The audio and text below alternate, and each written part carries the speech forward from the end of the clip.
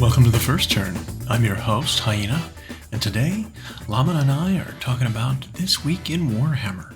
If you like what you hear, give us a like, comment, subscribe, or share, or let us know if there's something you'd like to hear us talk about. Alright, let's get to it. So here it is, the Independence Day for the United States, the 4th of July. We are sitting in our living room, drinking a nice cool lemonade with a little extra. But welcome to The First Turn. I'm Hyena. Llama. And today we have a little bit of an announcement. We're going to be changing up our recording day. Just get that out of the way. This might be our last Thursday recording, Friday release day, just because of scheduling. Probably Monday releases if you follow. Gives a better idea of what's happened for the week, I guess. Because so many times we do something and then we speculate, well, Friday, when you hear this, there'll be the thing we really want to talk about is coming out. Yep. And we can't talk about it because it's not out yet. Yep. So that'll give us actually the ability to recap the whole week instead of just most of it. So look forward to that in the near future. And potentially dip a toe into weekend events that take place. Absolutely. Conventions, tournaments, Yep. so on. Yeah, it'd be great. Because a lot of times when we do a convention, it's like, well, we could record the Thursday of the convention and then not talk about the convention for an entire week, you know. Or, something happens where we record and then the footage is completely unusable. Yep. Because that happens too. That happens. But I digress. We're here to talk about Warhammer. That's what we're really here to talk about. Warhammer. Warhammer. Slow. The war, the hammerest war that ever warred. Yeah. Now, is it a hammer that initiates wars, or is it the hammer used in wars? So that's what I think it's initially. Or is I war laying the hammer down? I think the hammer is causing the wars. You give someone a hammer and they're like, I gotta hit somebody. This just has to go into somebody's melon. Yeah. I picture like a scene where it's like a cartoon where you hand someone a hammer and they just like look at it. They look at their neighbor who's their friend and they just like whack them. Not even hard, but just like thump them and they're dead. Yep. And then that's the first. I know what I have to do now. The first hammer war. Yeah. So, but AOS 4.0 is getting very close. Very close. Our faction packs become available next week. Indeed. Apparently, the faction packs have been given out to content creators already. I haven't seen a lot of people reviewing them, except for maybe Goonhammer, which... You have thoughts. I do have thoughts. It's a little too generic for me. Like, I appreciate the effort, right? Writing up an article, a summary... of 24 factions. 24 factions, yes, is tedious and takes a lot of effort. But it's also like, it's not useful information the way it's packaged, in my opinion. It's a lot of opinions, it's a lot of like, I'm going to show you only what I think is good and noteworthy, not, what the reader necessarily wants to hear and what's to read about. And so it's a little like, okay, well that, I assumed some of these units that were featured were going to be good and similar to how they are because they just came out. Well, and that's why they're featuring them. Show me what the other stuff is that is old that's being kept. Confirm some stuff for us, right? I think Stormcast is a big one, right? What was absolutely cut out of there? Exactly. What does this 1 year worth of stuff have? Not like the brand new stuff. It's like we know the new stuff's going to be playable and going to be good. What about the stuff that is going to Legends? Like, how does that work with the army? How does like, I don't know, like the ballista work in this edition? That's what I want to know, right? Like I can't find any information on that. Because like when you look at the Stormcast roster, a good chunk of it was cut. A lot of it was in a year. Yeah. But it's still valid now. Yep. Like I want to see what that looks like and what that means. Not necessarily new stuff, but which may contribute to why they have a day one download of some sort. Well, they've got like a battle tome and then like a battle tome supplement. Right. Which I think is going to be some of that stuff that gets Legends in a year because it's not going to interact with the new stuff. Right, it might be like it's own chamber. Yeah. It might be a separate army altogether kind of thing. And then that whole army goes away. The supplement, like, well... I think some of the Goonhammer audience has come to expect the way they write because it's funny is they usually finish up their review with a section that they headline in bold, like final thoughts, and then da-da-da. They didn't do that for a bunch of these armies. And the comment sections, which are never very robust, was always just 3 or 4 people like, no final thoughts? Like, what was the point then? Yeah. So they don't even read the whole thing. That's funny. Just want to see final thoughts and any stats that are shown. But you're right. I could have used a little more like, if you're going to talk about Gloomspite Gets, then review for me what do Gloomspite gets look like on the whole? Don't show me your favorite 3 units. Right. 2 of which we've already seen in their reveal article from Games Workshop. Show me stuff that they didn't show, right? That's what I want to see. I mean, I've gotten way more information from like watching Reddit and looking at, datasheet leaks than anything. I know I sent you a few that were like some of the faction leaders for, and it was funny because the dump was kind of like factions we were interested in. So we got like, we didn't get the Glotkin, but we got one of the Magath Lords. We got the big dragon, one of the big dragons for Stormcast. We got what's his name? Karazai, the Scarred. I think it was the one we saw. It's the fighty one. See the melee one? Yeah. Yeah. I think that's one we saw. We saw Catacross, who's the faction leader. I thought he looked great. There was a lot of good faction leader reveals, which was really good. The named special characters looking very packed full of stuff. But there's a lot more that I still want to see that we haven't really touched on. Like the Goonhammer article, I think today or yesterday was talking about Soulblight Gravelords. And it was just like, man, what? There's so much going on there. And you showed off what like Neferata does. Mm-hmm. It's like, who gives a crap? There's so many other things you could have chosen. Like, I don't know. It's just interesting choices. And again, I think we've got a little bit of the index mode going on too, because there were certain units that just had no weapon options anymore.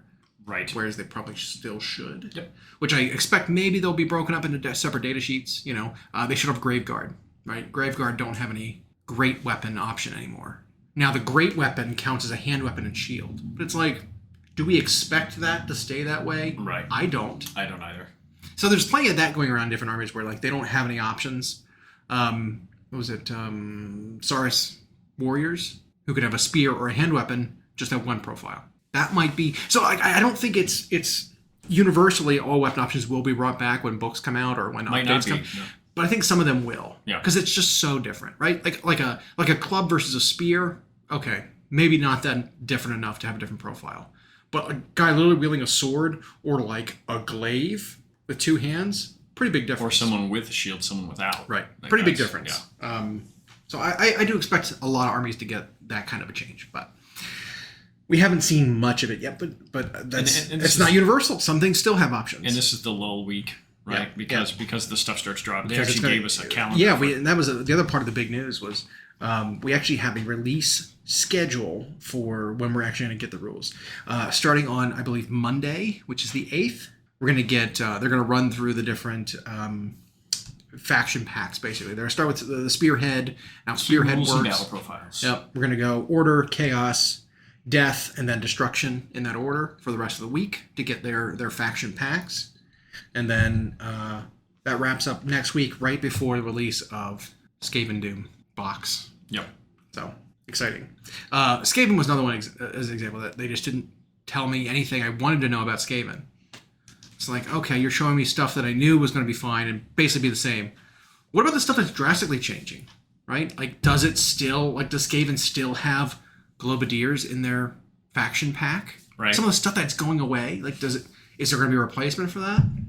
Are we going to have... In the index or in the battle tool? Right. Are we going to have, what does Clan Eshin look like, who's gotten very little? What does Clan Pestilence look like? Because they've got their roster cut. Like, what do some of these things look like? That's what's interesting to me, And again, it can't tailor to me directly, but it's like, I'm sure I'm not the only one in that boat.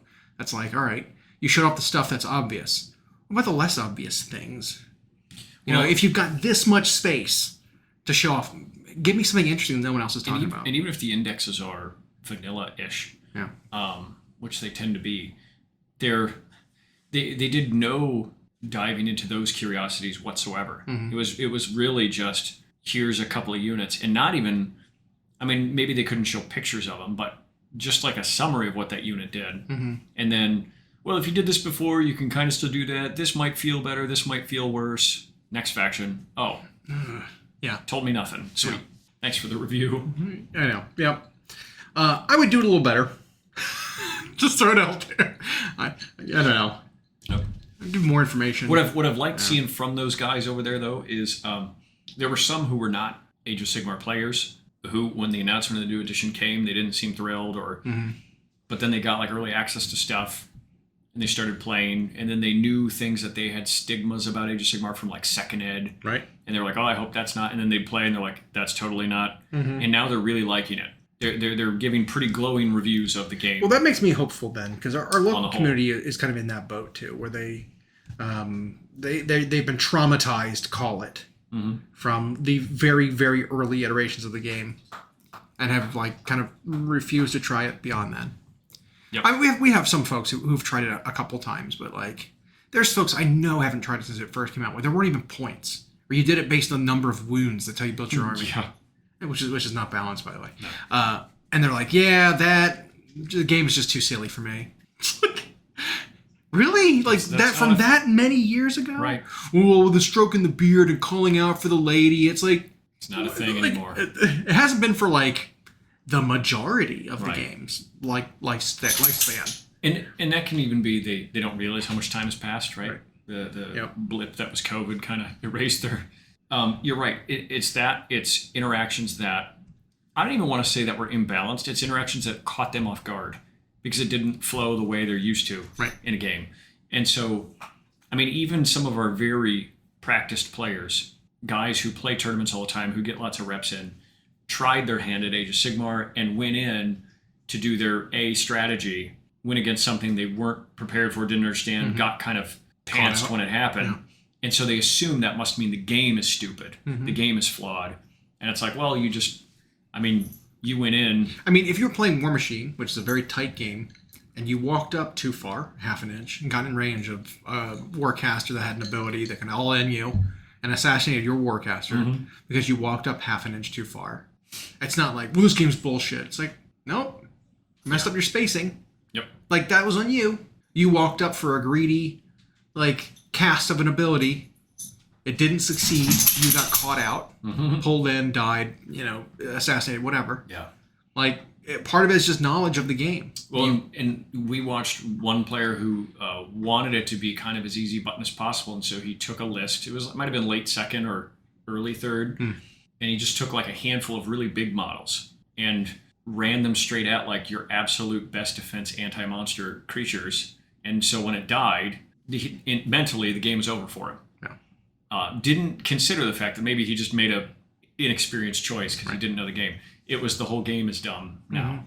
And obviously we've gone ad nauseum about what people think of the double turn. But the people who play the game the most, who stick with it, who've been on the ITC circuit playing it, are aware of the double turn, and they've learned to play with the double turn. Yeah. Well, it has even more of an impact now in the game. Yeah. So I think that's really good. There's huge rewards, huge penalties. Yep. For taking, for switching the priority of the game, call it. Yep. Right. So if you end a turn and then you roll for priority, you get the beginning of the turn. You have to sacrifice some stuff to get, hopefully an advantage. Because if you take the double turn, sacrifice your secondaries, you must know there's something you need, and then you don't get an advantage. You've really wasted that double turn, right? That back to back, activations that you have. And so it's like there's a time to do it. There's a time not. Even if you win the priority roll, you still might be like, nah, I'm not taking it because I don't push enough of an advantage here. That kind of thing. So you give it up once, and you may never get a winning roll again to get the double. Yep. For an entire game. And if you do it, you have to hope. You have to hope that your opponent didn't save enough resources to use their reactions. Right. Also, because then they can really stymie your double. Yeah, and I think it's a big part of what we're going to see this edition is the reactive nature of this rule set, right? Because so many things you can do are going to be. Because everything's timing based, right? Everything's clear cut timing when things activate, triggers, that kind of thing. You've got so many reactions beyond last edition, right? It's not just like, well, I'm going to reposition if you get too close. Oh, you charged me, I'm going to shoot you real quick. It's like it's all kinds of different things now, from countercharging to trampling over your opponents after you fought and getting out of combat on their turn. That kind of there's you can fire back with. Yeah, there's a lot of stuff that we're going to see that is going to be different, right? I think one of the most impactful one is an ability called Breakthrough. Breakthrough is going to be crazy, I think, because it's based on your health. The health of your model determines what you can break through or run through or trample through or whatever it's called, which basically lets you at the end of the turn, one unit can disengage, deal damage to the opponent, and then they don't have to end up in combat. But you have to be a bigger target than your opponent. You have to have more health than your opponent in order to do it. And so, there's not going to be tying down heavy cavalry with tar pit trash units Perhaps even anymore. ogres. Or ogres, or even monsters. You're not going to be able to like grab monsters and just tie them down and let them fight your weakest stuff. They're going to fight you. They're going to run you over and deal some damage and get out of combat for their turn, which then they can charge you. Yeah. Like it's going to be a lot of new things to have to deal with. I think it's going to make monsters who've in this game have always felt a little weak. It's going to give them some tools to be able to. Well, and again, if someone's familiar with a very particular play style, that might throw them off because they're used to big scary thing. I either have the firepower to delete it right now, which just may not even be possible in Age of Sigmar, like it is in other games, or I'm going to throw a useless thing that ties it down. Well, now you might not be able to even do that. Right. You might be just throwing away that useless thing for free. Yeah. And then they get to do their thing anyway. Yeah. That's a problem. Yeah.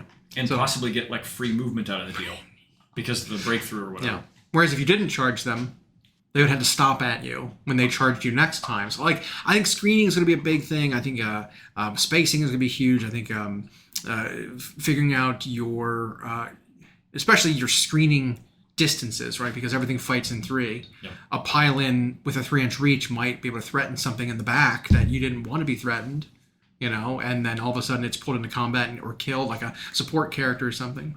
I think it's going to take a little bit of getting used to, that's for sure. We were also talking the other day about something else interesting, right? Because a couple other... I don't buy it. Okay, yeah, I don't know. There were a couple of interesting releases we had in the past year or two that I think might have been a sign of things to come, right? So for AOS, we had a few armies retired, ones that were brought over from Warhammer Fantasy that are going back to there in the old world. I mean, you got Greenskins, you had most of the Gits units, lately we had the Beasts of Chaos and the Bonesplittaz, which are the Savage Orcs, who are all going back to old world. I guess Tomb Kings plus Bretonnia fall in that kind of category too. But a lot of these armies have gotten some sort of release that could have been theirs, but didn't go to their army recently. And I think it might have been like, maybe the decision to cut some of these armies was made a long time ago. Well, definitely years ago, we have stuck to that we have no evidence of that in 40K, the Orcs got the Beast Snagas. Yeah. That if you remove a few guns, looked like they could have been updates to the Bonesplittaz. Yeah. I think that was the original idea.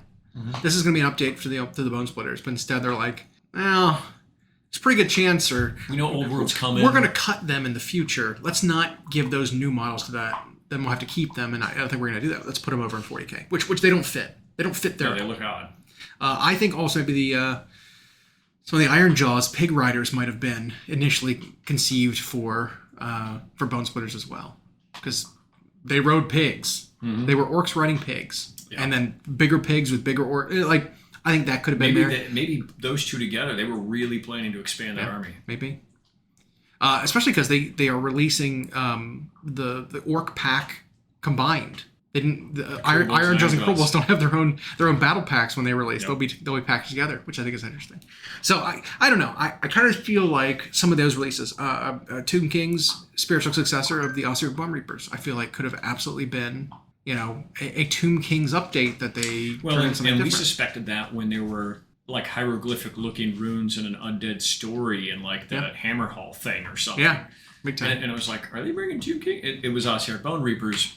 You're right, very much a successor to. But just the fact that Ark in the Black stayed around, and he's leading the Bone Reapers now instead of Tomb Kings. It's kind of like, okay, I get it. Is he though when Catacross is there? Factions? They do. They've got different sub factions.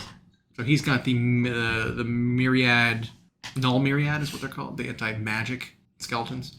But I mean, there's more examples of it though. I think there's like plenty, right? We suspected Ogroid Theridens and the Myrmidon on his own. The Myrmidon, you had the Centurion Marshal. Yep. The four-armed centaur is like... Well, even the magical beasts like your Femeroid Crusher who chucks rocks and your Spheranx, a magical totem beast that's like a cat giraffe line thing. Sphinx of some kind? Like a proto-sphinx? I don't know. But all these weird beasts, it's like, well, that could have easily replaced your Jabberslights and your, whatever, in Beast of Chaos. And those Theridens could have replaced Minotaurs.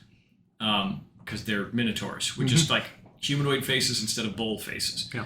But like thinking back to that, it's like, maybe. Instead, it's like Slaves to Darkness. Maybe. That's why they did that. Because they're like, well, Beast is getting cut. Let's just put him in the army that we know is staying. Because they really don't feel like they fit in Slaves to Darkness. It's kind of weird, right? Yeah. It doesn't feel right. And so it's possible they then wrote that quick story about, well, on the plains of whatever, they used to be their own civilization, and they felt abandoned, and Archaon picked them up, gave them a job. Yep. But I'm hoping that it's actually making way for something else, right? Which we had talked about before, which was that Beasts of Chaos don't feel like they ever should have been, at least in AOS, a part of Chaos. Oh. They're much more of a destruction, a force of destruction. And that's all they do. They came out with Kragnos, right? A big centaur. And he was for destruction. And he has a history with his people, and they're all gone for now. Maybe there's rumblings of them and, coming, whatever. But maybe Beasts of Chaos needed to go away before they could expand on a Kragnos-themed faction where it's his people. Yeah. Well, it makes you even wonder if that could have been a part of it, too. If those Theridans and those Centauran Marshals and that sort of stuff would have been a part of it, but they just went in different directions. They pivoted at the last second. Yeah. And you're right, because Beast didn't feel chaosy in Age of Sigmar. The way they're fluff-read, they didn't serve any of the Chaos deities. They didn't have any... They didn't even draw their power, I think, from them. Because before, in like Old World, they did worship 4 deities, basically, that gave them... The Crow they were the Chaos Gods by different names. They absolutely did that. You see that in like Total War, right? You can raise totems to different aspects. And then they do the moon thing. Yeah. And so it's like, it doesn't really fit here anymore, Yep. And all they do is show up and destroy stuff. Yeah. Seems very destruction. I think when we did our AOS 1 house-ruled campaign, we allowed Beast to be destruction. We did. For one of the players. Yeah. It just made sense. Like I said, it makes sense. Like, and we could, again, be seeing some signs of that, right? Maybe it's just poorly timed, though. Like, Kragnos should have come out later. Yeah. When they'd already made this change. And then he gets his own faction. It's like a faction leader to it. That'd make more sense. They kind of just like released him way too early because he doesn't really fit. There's not really any other character like that who doesn't have their own army who just you can slot in, right? Like Nagash is like, okay, yeah, he can be in any Death Army, but he's got an army. Gotrek, I guess. Gotrek was weird though because like for a while he was part of Age of Sigmar and they've like kicked him out of it. So he's a weird one. I don't know. Gotrek's odd. Like Kragnos. A little odd. A little odd like Kragnos. Now, but however, we do at least have 2 dwarf factions where if they wanted to, they could give them a hug. I'm thinking maybe, because there were talks about, in the fluff with the white dwarf and with Gotrek, of doing something with traditional orcs. Doing something with traditional dwarves. And going back to some of the traditional dorks. The dwarven holds and that sort of style. Because there is still kind of a demand for it a little bit of old sort of Tolkien, but you don't go you go fanciful, right? You don't go just basic ones, or you go very basic and you don't go fanciful. Like you have to differentiate yourself from those Tolkien dwarves. And if they're going to do it, I think it'll be a while, if only because they want it to be different than the old world. And now they've done that in that you still have kingdoms of guys who mine precious minerals. They just are in the sky now, or in magma caves. They could do a third one that's another element we're not even thinking of. Yeah. And that then you could find a way to slot him in. Right. I still think Fire Slayers need more stuff. They do. But but a Kragnos-led faction, I was trying to think of like the number of armies that each Grand Alliance has. Order has a ton. Chaos has quite a bit now with Skaven joining. And then they get 6 because they cut beasts. They've got 1 for each god. The Undivided. Plus Skaven. Yeah. That's it, right? And Death has their 4. They got Flesh Eater Courts, Ossiarch Bone Reapers, Night Haunt, and Soulblight Gravelords. Okay. So they've only got 4. Yeah. But those are 4 very fleshed out now. Yeah, I don't know where you go from there. Factions. I think you just keep adding to those. Yeah. I don't know what else new you'd add. Destruction, you've got technically 2 orc factions. Gloomspite gets giants. Yeah. Ogres. So ogres... I'm predicting, way in advance, I think Orgrimmar tribes in AOS 4 are going to get a big update. Okay. They're not only due for model updates, because so many of their models are old, but we've seen that by fluff, they're committing to keeping them in AOS. Yep. So they really need some love. But they kind of need to get off of the, which they kind of have been. We haven't seen a traditional Fu Manchu Mongolian mustache, Right. czar hat, giant Arabian Night scimitar, Yep. kind of ogre in a long time, right? Like most of the ogres we're seeing now are really ramshackle. Their armor plates are hammered together. They're very different aesthetic because we've seen a few of them. We've seen the hunter. We've seen the new hunter that was Yep. released proper. We saw the new tyrant who's got like the spear and the club. We've got the new gorgers, which are those are I like those ones, not so. ogres proper, but ish. We've had the multiple underworlds warbands who none of them look like the old ogres at all. So I'm predicting that they're also going to go an art shift. I think so and, too. And change them and really differentiate them from. I wouldn't even be surprised Mongolian. if some stuff gets flat out cut if they don't plan to update it, and then they get a new troops kit and they get a new they really just need an update. Like I wouldn't be surprised because they really don't have much, right? Like sure you keep Beastclaw Raiders, right? Because they're different enough. Maybe that's the Mongolian looking ones, right? Because they're from the north and they're sort of Russian Mongolian mixed, whatever. But the normal ogres would have really doesn't an aesthetic that matches the tyrant. You need a new wizard, you need a new lieutenant type of character besides like the weird hunter guy who's odd. But then like you've got two units in the bulls and the Iron Guts who are so similar to one another that it's like one's got two-handed do weapons. These really need to be two different units? Yeah, because they're so similar now.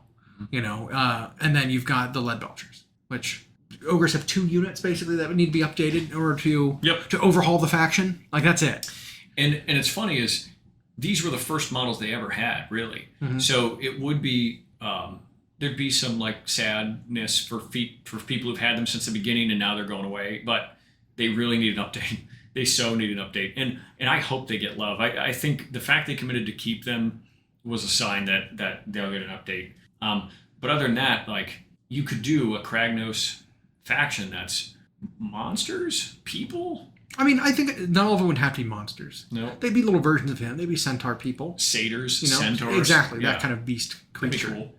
Yeah, so that are similar to beastmen, but not beastmen. Right? That look similar. They fill a similar role. So that also, if you got a Beast of Chaos army, you could just play this as them. Wouldn't you think his face looks a little Theridin-ish? It does. A very human face with the beard. Yep. That's exactly what I was thinking of. I was like, this is this connection. This is interesting. Well, and the whole Ogroid race has an interesting story-ish that they could play into that. And you could have different Ogroids that are destruction instead of ones that serve Archaon. It's true. Because like anybody, even humans who aren't destruction and I mean, you can have humans that are destruction, I guess. Yep. But humans that aren't order can fall to chaos. Yep. That used to be order people who lived in cities. But here you have a destruction faction who used to be destruction, but they're recruited by chaos. Now they serve chaos. Yep. Why not? But yeah, so I mean, absolutely, I can see that'd be super cool. There were also rumblings from within the mountains of chaos dwarves potentially too for chaos roster expansion. There was some new fluff. Yeah. About where the Skaven event is taking place in the plane of fire. It's a continent that has a lot going on. Yeah, and then the Parch is in action, and in the eastern half of that it's almost becoming like the world. Yeah. But they had said it's only about 5% of the map. Right. Which I don't like that they gave that figure because then those planes are supposed to be vast but not infinite, but almost infinite. Saying that this picture is 5% of the world of that world is like, you just shrank the world a little bit. You could have said like this represents about 5% of the established. They could have just said this is the fire. Known, right? Yeah. This is this percentage of like the known realm, charted realm of fire. And so, isn't it like in Dune, right, where there's like parts of the world that are basically not on the map, kind of thing, but the eastern half of that continent where Skaven is doing their thing and kind of taking over, there's like a literal wall of mountains and some order cities that are defending. But those mountains they talked about, what they described as 100% sounds like Chaos Dwarves. Yeah. Living in that area that maybe were stirred awake or... Well, we also know they still exist. We've got some models, specifically Chaos Dwarf ones, from like Warcry. We know that the story has talked about some of the smiths. With a different but cool aesthetic. Yeah. Some of the smith, and they got like fangs. They're very evil looking.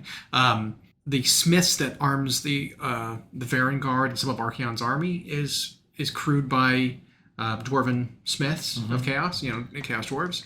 And then we had like we know there's all kinds of other like sub factions and stuff that are kicking around that they just haven't represented yet either. Like, remember that one weird Warcry warband that worshipped the spider god? And they had like a crazy reveal. They had a video. They had a vignette. Of like, oh, the Spider Queen. Right. And then nothing paid off on it at all. That was years ago. Yeah. They had a little Warcry warband of guys with fake spider legs glued to their sides.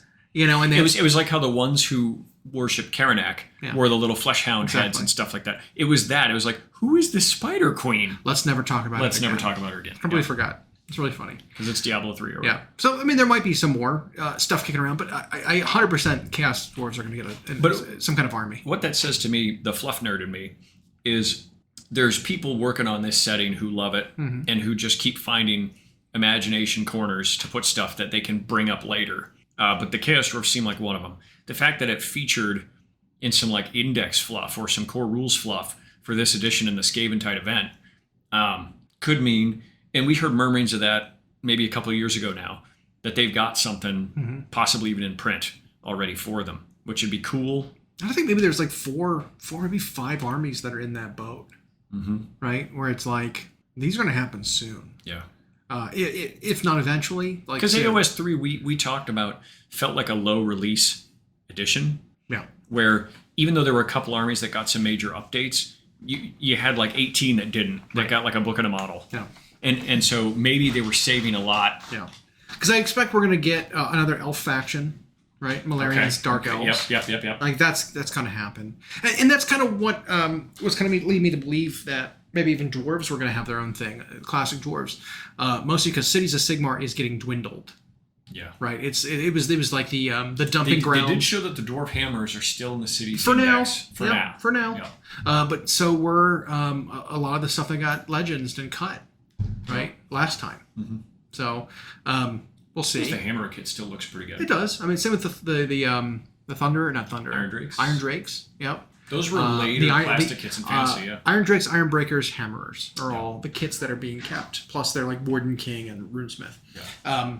But similar to how like some of the other city stuff was cut out and it's kind of replaced. Right. Some of the Sylvaneth stuff is now spiritual successors to. Wood elves, right? Instead of having Hawk Riders, you've got Dragonfly Riders. Yes. You want a fast cavalry. Like, here you go. Here's the thing. And that could, circling partially back to a new Beastmen type that's a Kragnos faction, right? Where they're hoof-legged humanoids or whatever, but not goat faces or whatever. It's something else. Yeah. So I can see that. And then, like I said, the way that they are dealing with the Phoenix Temple of the High Elf, old High Elf faction are now cut out of Cities of Sigmar. I expect to see some sort of a fire temple in Lumineth. Yeah. Right. Lumineth, like Stormcast, is one where they write about all these temples or chambers where it's like, well, because they fleshed this much story out. At some point, they're gonna. Well, we got some of the water temple in the War Dancers, basically. Yeah. Right, that they got from great Warcry. models. I expect to see, like I said, Dark Elves get... Are they going to have a chosen one bald-headed kid? That'd be really funny. All right. No, that'd be the Arab temple's already been come and gone. This is a kid throws a boomerang. Yep. But I fully expect that Dark Elves will be cut out of cities eventually, and then some of them will go maybe to Marathi's army, and some of them will go to Malarian's army. Right. That kind of thing. I fully expect the dwarves to be cut out eventually, and then you'll have dwarves go to their own army. Yeah. Their own army, and then they'll expand out cities with more humans. So I expect them all to be their own unique armies again. It is. Yeah. Like, it's a long process. GW likes to take their time ripping Band-Aids. Like, the Band-Aid rip's coming, but they just go like one arm hair at a time, and then eventually go. No. And then people still act shocked. But I think it's exciting because the game is becoming. It's developing more of its own identity, more of a focus, even if it gets bigger. Yeah. And now I want to see some IPs jump on board. Yeah, I agree. So that's 5 factions. Is that what we said? about Possibly. four or five factions.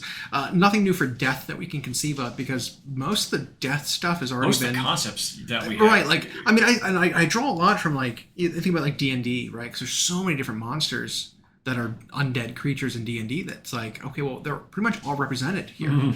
You know, in these death factions, you've got your standard like skeletons, you've got your standard Death got a lot of love in zombies the and early stuff. days of AOS. It really did. Ghosts already have ghosts covered.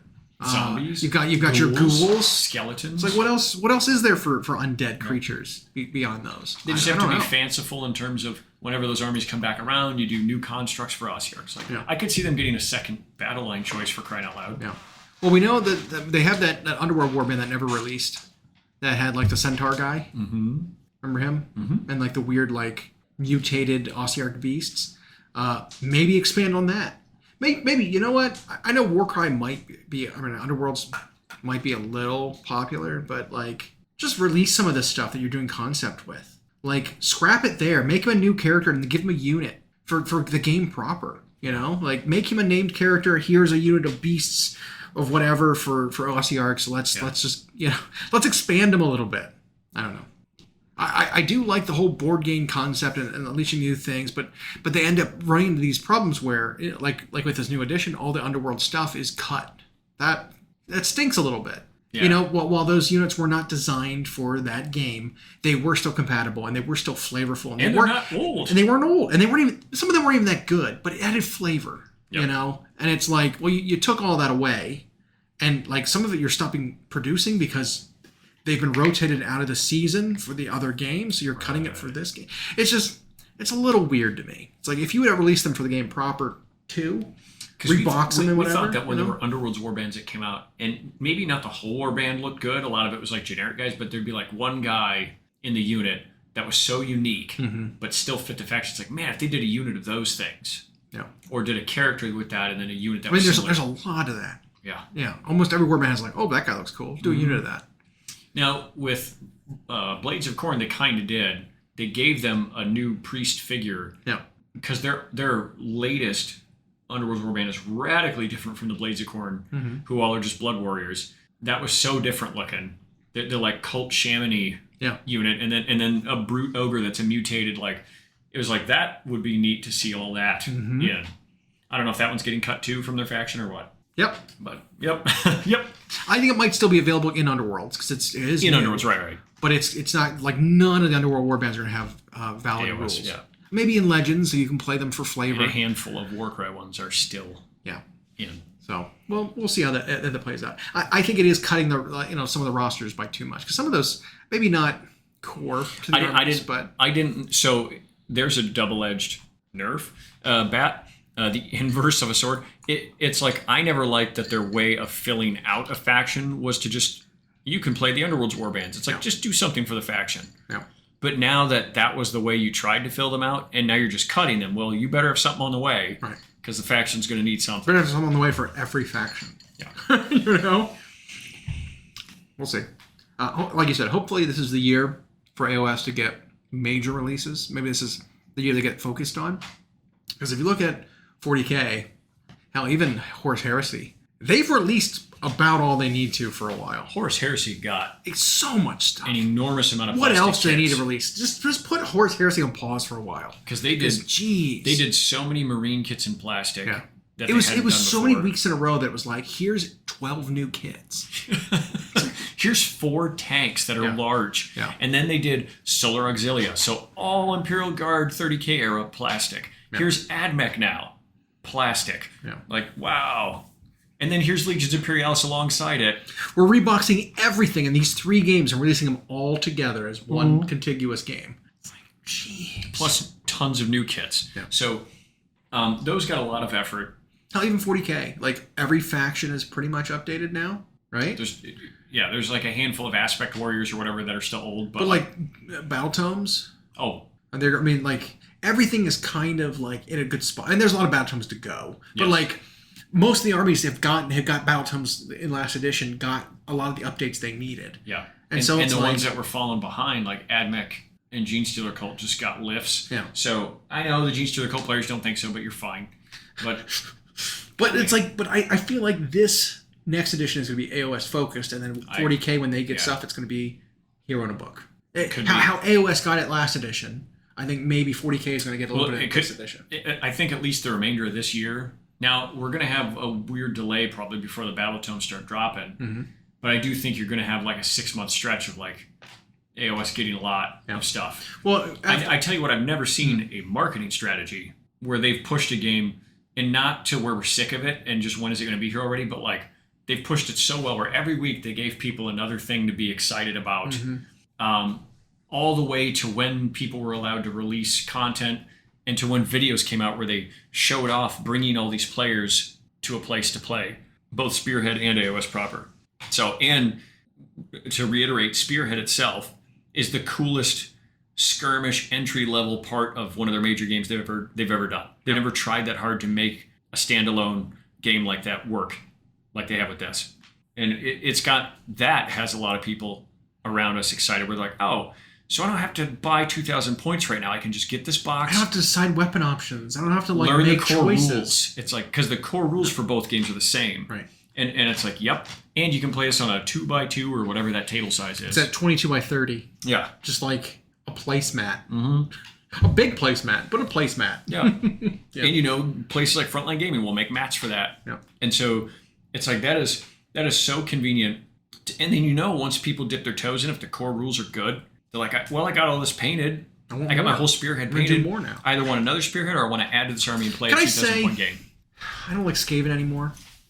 It's one of those things. No, it's not. It's not true. That is not true. I do like Skaven. But the reason, they're too mainstream. Everyone could see the face I was making.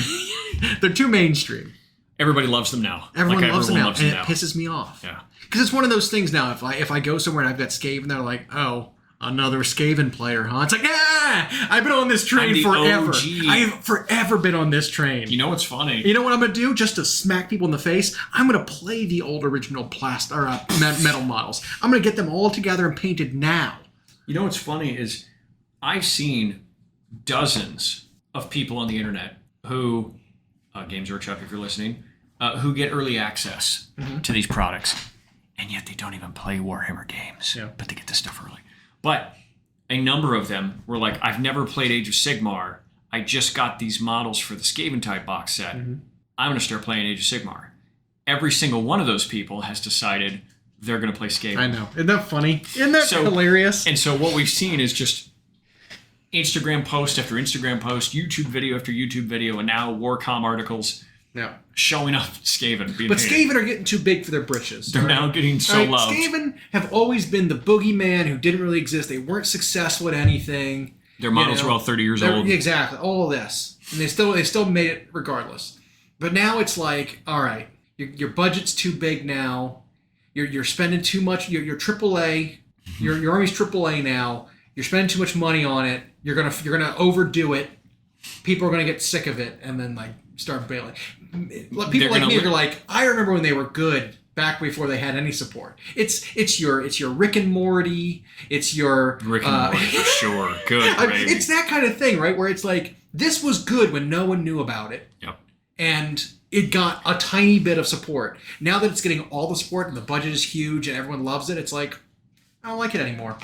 The city of Boston in sports. The city of Boston. Just in general. In sports. Fuck you, Boston. Because their whole thing was they had these loyal fans and a culture there because the Red Sox never won and the Celtics hadn't won since the 80s and the Bruins hadn't won in forever and they had all these sports teams that weren't winning and then all of a sudden all of those teams won a whole bunch in like a 1 decade period. Yeah. And then their budgets became huge for all their teams, and now everyone knows about it. And so it's like, well, you fans don't get to do the underdog. And then their loyal fans who were there forever were like, I kind of missed being the underdog. I missed the grind. Yeah. I liked that it was a big deal when we overcame the Yankees in baseball or overcame the Lakers in basketball. Yep. It's like, nope, now you guys just are expected to win. Yeah. That's what I see happening to Skaven here. Yeah. It's like they're the Boston of Age of Sigmar. Yeah. Yeah. And we've been wanting support, and we've been wanting it too. But now they get it. It's like, as long as this podcast has existed, you've talked about. We've had some point in every episode where it's like Skaven's 30-year-old models, and here we go. But now everybody immediately was on them. Yeah. And I wonder if GW went into that thinking it was a risk. Like, do we port Skaven back to the old world? Do we stick with the Age of Sigmar? If we do it, we got to do something big. Is that going to be a big investment that flops? Right. I think so far they can say it's a success. Well, because then we've also seen, so we know with the Skaven type box, so the way the schedule works, let me back up, is we're getting indexes here in the next week to be able to play the game. We won't have core rules probably until the Saturday, but you want to look at your data sheets for your units and at least see what's going on, right? Before we know what the actual wording, the General's Handbook and stuff, all that. That's coming out Saturday the 13th, which is fitting, by the way. That first, Skaven's number 13. And the General's Handbook, they did say the seasons are going to last a little longer this time. That first General's Handbook's good for a year. Okay. They thought quarterly was insane. Quarterly is insane. That was too much. But again, I maintain that they were doing quarterly because they were play testing core rule changes for 4th that they wanted to test out and see if they worked. That could be, yeah. And they did. And then they're all basically pretty much in. Yeah. So 1 year also gives a chance for game maturity.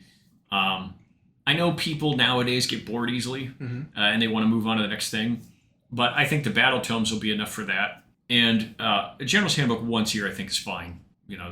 That's probably fine. As long as they're doing still their FAQs and their points changes. But I feel like the first 3 months of this edition is going to be asterisked, with General's Handbook, because it's like, can you really call that the full game because nothing is getting real support yet? This is just a launch. This is people getting their toes in, right? I feel like when the first proper battle tomes start coming out is when the game edition is really starting. Yep. But we know it's preseason. Yeah, exactly. Yeah. That's a good way to put it. This is preseason. You get to scout out what some of the teams are working with before you actually see them play against one another. Shake off the rust. See which players fit the roster. We've got that on the 13th. There will be a code in the box for a campaign to be able to play the game and fight the battle between Stormcast and Skaven to see what the fate of the city on the edge of the Vermin Doom lands. Whoever wins the campaign gets to see their models that are supplementing the initial release first. Kind of like what they did with Leviathan. For that one planet and the Tyranids versus the Space Marines. And what a lid they've kept on some stuff because they've only accidentally leaked one model for each the Stormcast and the Skaven. Which I didn't see the leaks for. I guess I did see one of the leaks for the Skaven when I saw a face. Like a blurry photo of a face, and then that ended up being the behemoth that they showed off. But you're right; they're keeping a massive lid on these leaks. Even the indexes didn't leak that early. There's going to be so much being released for both armies. I think so. Similar to how Space Marines got all right, well here are new Stern Guard. Oh, well here are also new Flamer unit for their infantry battle line guys. Here's new Terminators. Here's 3 new characters. It's like. There's so much you're releasing. I think we're going to see the exact same thing for both of these armies. Yeah, like 8 kits possibly. I think we've got 3 weeks before the results get finalized. We know the results of it after about 4 weeks total. And then we'll start getting maybe 1 week will be Skaven's going to win. So Skaven's going to see their stuff first. Right? I know. And then 3 or 4 weeks after that, Stormcast stuff gets shown. Right. And who knows when it gets released in the middle there. At least if people are playing fair games. And what I mean by that is for one, I think people like Skaven and we're seeing their popularity. Yeah. 2, if you're just playing with the contents of the box alone, it seems like in 100% of games I've watched the Stormcast win. Yeah. They are just better out of the box. Yeah. Because it's clan rats versus very elite. Yep. Yeah, there's a couple. Every single unit in Stormcast is very elite. There's a couple of the Stormcast characters alone that the Skaven guys just can't really kill. The Rat Ogres are the best chance to kill them, but they're on 5-ups with 4 health, so they better be cheap. But that said, if people are just playing games and reporting, I think Skaven will win, and we'll see it first. But it doesn't even need to be fair, right? Because we're gonna get indexes.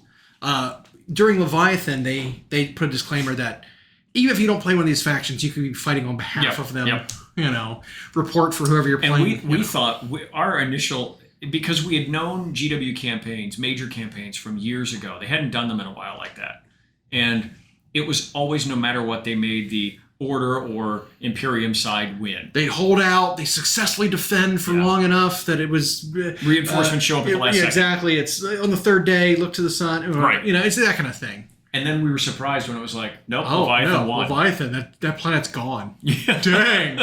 Okay. Yeah, and it was like because it was funny because the margin, the victory margin was like 51-49 in favor of Tyranids, and we're like, oh, how much you bet the last day it's gonna flop? It's gonna be 51-49 Space Marines after that last day of defense, right? And it was like last day, here it is, 52-48 Tyranids. It's like, oh, they actually gained a lead. All right, yeah, fair enough. So it might end up the same, because I know a lot of people will be interested in seeing Skaven stuff. Yeah, because again, they just haven't gotten new stuff in so long that it's like, correct. I want to see these first. Whereas it's like, I'm sure there'll be new Stormcast that will replace a lot of the stuff we're losing, and it'll look good. It'll be fun. But Stormcasts are new replacing new. Like right. Skaven are so old, and we want to see if there's anything genuinely new, like a totally new concept. Right. I was thinking about because if the Tyranids again are an indicator, they got like 4 units they didn't have before. Yeah. So it's like we could see that. I was thinking about is we could actually see more than we thought, because there's plenty of stuff kind of showed off in the stories and stuff that could be alluding to things they're getting. There's obviously a couple at least of new characters that they're named characters are going to get, but there are characters from Old World that I think if they made a return in some way somehow that people would not be upset about, right? Like if they had a new sort of demonic ascended like Snickich. Mm-hmm. The original, the OG Deathmaster, and he's like bigger and juiced, and he's got a really cool dynamic pose, and he's leading Clan Ashen. And it's like, I don't think anybody would be upset about that. Kind of like how we saw a new Snickrot, right? Remember Snickrot for the Commando Orc guy? It's been hundreds of years. Why is Snickrot still alive? 1. But 2, no one's upset that he went from that dinky little orc with all the goggles to this big, beautiful, like, much better looking, more dynamic model. It's Snickich, who has never died, I don't think, right? Did he die? He might have died. He might have died in the end times. I don't know. I think he and someone else killed each other. Oh, is that Belagar? No, that was Queek. Queek died. Queek and Belagar. I think Snickich assassinated the guy who killed Queek and then just poofed. I thought he and some other assassin killed each other. Okay, maybe. Is it the Shadow Blade? I don't know, but I thought it was dumb. Okay. Because a lot of Old World. But now that the Great Horde Rat's an actual chaos deity, who knows? Who knows what he could? Maybe he became a demon and he's like a little assassin demon. But I could see stuff like that, happening beyond the scope of what we had guessed before, which was just like, here are some units that they could use. I would also be okay if they just got some new named guys. Yeah. Because I don't know, besides Thankful and Bone Ripper, and Lord Screech, Vermin King. Yeah, there's another Vermin Lord who's in the story now who will probably get something. But they need a not huge guy. They need a not monster to be the leader or to be a named guy. There's got to be some Gracie. There's got to be some assassin. There's got to be somebody. Some warlord who's of renown. If not Queek, then a Queek-like guy who's a great warlord, not just good, Yep. Yeah, you're right. So we'll see. But like I said, I think our guesses were a little too conservative and obvious and too easy. I think there might get some weird stuff that we maybe weren't thinking of, which I'd be okay with. I know he killed Vultan in the end times. Yes, he did. And he was the one I was talking about where he basically T-posed on Belagar. Yeah, and wrote his own name in the book of Grudges. Was that Belagar or was that Ungrim? Ungrim. No, Thorgrim. Thorgrim, Grudgebearer. Yeah. Killed his entire family and then him, and then wrote his name in the book. It's a real power play. Ultimate. Just harassing this guy and his family for decades. Right. And then eventually, when the guy is all beaten down, you kill him. Kill him yourself. Yeah. He doesn't just die. But yeah, like I said, I think we're not being creative enough in our guesses. I think there's be more than we're going to be taken by surprise. Now, do we know if there's an event that's coming up that they could be showcasing some of this stuff at? Like where the timing lines up? For what? For any kind of new stuff. Like what's coming up that this could coincide with? Can you think of anything? Because we got July 13th is the box plus a few weeks to. I mean, could we see like a Gen Con reveal perhaps? Is that too far down the line? They didn't do one last year. They didn't do a GW preview at Gen Con because now they've been doing it at Nova which is more Warhammer centric. When is that usually? It's 1 month after Gen Con usually. It's like end of August, 1st of September ish. That'd be a long time to wait. But that could be a reveal but that could, what one of those two factions are getting. That could be because the timing could line up. If you think of when the campaign ends in August, they could then at Nova show you a bunch of stuff. But we have a U.S. Open coming. Okay. Which may show us stuff sooner. And when's the U.S. Open? Do you know the date for that? Yeah, that's that one is in Tacoma. That's actually in 2 weeks. That's July 19th. Nah, it's too soon. I say that. I don't know. Yeah, I don't think that's too soon to show us AOS stuff. Okay. But it might not be one of these two armies. It might be something else. Okay. You know. Another thing I'd like to see. I'd like to see Blades of Khorne get some love, because that was the other First Ed faction that really hasn't gotten anything at all since their release in First. I mean, again, a couple characters. By a couple, I mean maybe one character, which is that newer priest. Right. The blood ritualist. They got Karanak and the Fleshhounds, but like they haven't gotten something just for them. So that was a plastic release, but that was way back. What? The Karanak and the Fleshhounds. It was in AOS 3. Was it 3? Yeah. But that was for 2 game systems. Right. You know, so they haven't gotten, like Blades of Khorne haven't gotten something just for themselves outside of the priest. They got a character in a book is what they got. Over all those editions, character in a book. Yeah. Because they got a ton of stuff in 1 and 2. I can't think of what they got in 2. And then pretty much waited. Yeah. Woof. Yeah. That weekend of July, whatever. Dang it, I won't be here. Could be interesting. Yeah, and so we're going to have a little bit of a weird release schedule here coming up, just because the weekends become busy. Schedule change, and I've got about a 4-week stretch, 3-week stretch.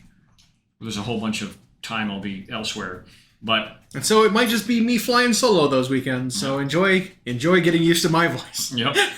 I might call in for some stuff like from Gen Con. Yeah. For sure. For the preview event, man, I'd like to at least watch it. And then I'll be back on like Sunday nights or something. I can do that. But a lot of exciting stuff coming up. For sure, AOS has been our focus for the last few months in particular, but it's also because it's like our favorite thing. Yeah. And getting a little bit of spotlight, getting a little bit of like community attention is always good, just because it is a really good game. And if you haven't tried it, I would recommend. At least wait until 4th edition comes out, so you're not, trying old rules and getting bad habits. And they're try it out. And we know Games Workshop's in a pattern now with their 2 main games, where they're basically 3 years cycles, and then they do a new edition. Can't help themselves. Even when they're doing good stuff, instead of sticking with an edition and just revising it or doing seasons, they're like, well, let's launch a new thing, let's reinvent the wheel, and it brings good with it, but. And now we know it's kind of predictable, but I kind of wish they would hang on to an edition for a while. But this is if you're going to get into AOS, wait 2 weeks and then start. Yeah. Pick up a spearhead. Pick up a spearhead and then start playing day 1. Start an army that you think looks cool. Don't even worry about the rules. Don't read them first. Yep. Don't even do it. Just Go don't to the do spearhead where you think that looks awesome. Yeah. I want to paint that. Because chances are it will be a playable. Yep. A playable army, at least especially for spearhead, but. In general, it will also be playable. There's very few factions. It's one thing we can say is there are very few factions that fell outside of the sweet spot for army balance. In Age of Sigmar. Yeah. Every single army, except maybe small blips here or there, fell within that 5% differential from balance, right? Yep. Whether you're either plus or minus 5% off of 50, right? 55 to 45. And the difference in that margin as opposed to say 40K, which I do think 40K is doing well too. Like I've even taken interest lately in wanting to play it, mostly because Tyrannid's got a great update. Yep. But so when the 40K armies are all within 10% of each other, that can mean a very different thing than when the Age of Sigmar armies are all within 10% of each other. And what I mean is, in 40K1 you have large number representation, which can skew the stats. But also, if you are say 8% on average behind another army and you run into that army in a competitive situation, a match play tournament situation, that army might not only on average be 8% better than you, but that could mean your matchup is just horrible with them in general. Mm-hmm. And so it ends up even more lopsided. Yeah. Because if that faction has a 60% win rate and yours has a 50, yep. Well, 10% of that win rate might be versus your faction. Right. They might have a 100%, they don't never do this, but 100% win rate versus your faction. And because your faction is only one of 20, it only increases them a few percentages up from 50. And the mistake people who are veteran 40K players make when trying to understand Age of Sigmar comes from this one fact, and that is that 40K has a supreme lethality, a level of killing that does sometimes make it where your objectives aren't that important until they have to be. Where you can I'll just scalpel these units off and then go worry about that part of the table. And you can do it. You have the firepower in that game to do it. Especially from so long distance. And in Age of Sigmar, people will come over from 40K and think that same way. Well, do I really have to worry about those secondaries? If I double turn, I can just kill my opponent. It's like, you're not going to do that quick. You're not going to wipe out 40% of their army on top of But there's one. a chance, you can get an advantage off it where you can get an advantage. You stay ahead. But, sure. But that 8% difference between, say Soulblight Gravelords and whatever was struggling, that might not be as painful in Age of Sigmar as it would be in 40K because everything still has to happen at closer range. Stuff isn't quite as lethal. And so you've got a chance to still kind of finesse your way into the game if you have to. And then with these new AOS 4 rules that we've seen so far, you're going to have a lot more options to finesse your way into a game, including, in Spearhead at least, that underdog mechanic. So I think that's super cool. I love the deck where you can swap out scoring points to give yourself a command ability for a turn and discard the card. It's like, well, you could score 2 points if you accomplish this, or you can give your unit reroll 1 for a turn. Yeah. But you can't do both. Right. It's like, oh, that is a tough decision. Like that, I really like that kind of mechanic. And those are the things that, and I'll say this part quickly, it's like something I've wanted to monologue on. It's something I wanted to monologue on. Like the decision-making will have to be quick for these things that haven't existed in either of their 2 game systems. And in order to make those decisions quickly, you have to be practiced. Right.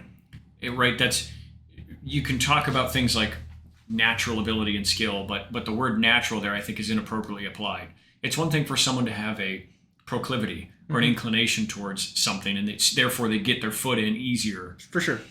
But there's always a left and right brain part of stuff like this, whether it's strategy games or something artistic like painting. The more abstract or subjective side, the theory, the creativity, that kind of thing, that can be as incredible as possible, but you're never going to be able to translate that to reality if you don't first do the technique, the mechanics, the repetition, the boring practice stuff. Yep. Once you have those tools, you now can then be as imaginative as possible. Michael Jordan didn't change directions twice in the air and then switch hands with the ball because of natural ability. He was creative, but if he didn't do all the fundamentals of dribbling, do the work in the gym, jumping, being able to fake his opponents out, crossover, he wouldn't have been able to do that. And it's the same with like a strategy game.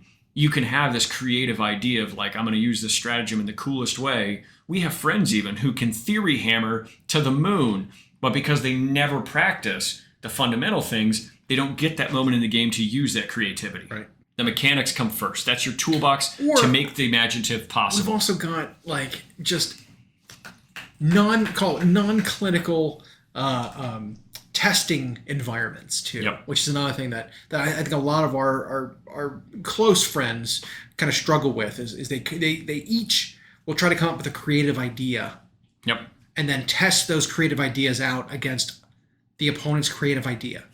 So you're never actually getting good results out of your experimentation. It's like subjective results. Right? You're not fighting against, especially when prepping for a tournament. Like 100%. Like if you're playing a home like a pet project versus a pet project, you learn nothing from it. If you're playing your pet project versus the slew of net lists, the meta lists that you'll probably be fighting against, now you can see how your experimentation is going to play out versus that. And admittedly, that's not as fun, but that's the work that goes into it. Because that's part of the problem, right? Is that you don't want to put the work in of just play testing. Right. You also want to have a fun game and try your new thing, and your opponent does too. Yeah.